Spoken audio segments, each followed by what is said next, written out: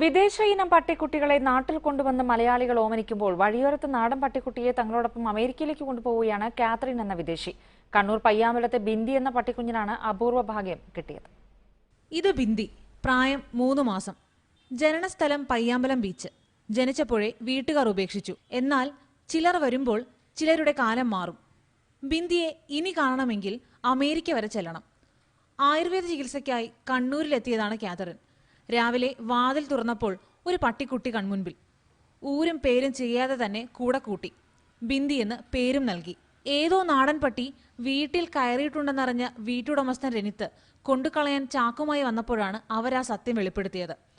$600 മുടക്കി അമേരിക്കയിലേക്ക് പട്ടിക്കുട്ടിക്കായി അവർ ticket book ചെയ്തെന്ന്. വട്ടാണല്ലേ എന്ന് രനിത്തും ചോദിച്ചിട്ടുണ്ടാകാം.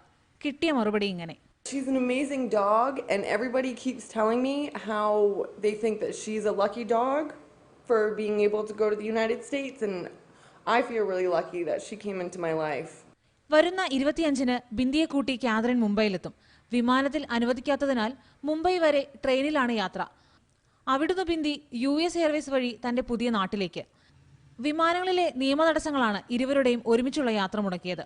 എന്തായാലും നാട്ടിൽ അലഞ്ഞു നടക്കുന്ന എല്ലാ പട്ടിക്കുട്ടികളുടെയും ശ്രദ്ധയ്ക്ക് ഏത് പട്ടിക്കും ഒരു കാലം വരും. കാത്തിരിക്കുക. അഖില നന്ദകുമാർ, ഏഷ്യാനെറ്റ് ന്യൂസ്, കണ്ണൂർ.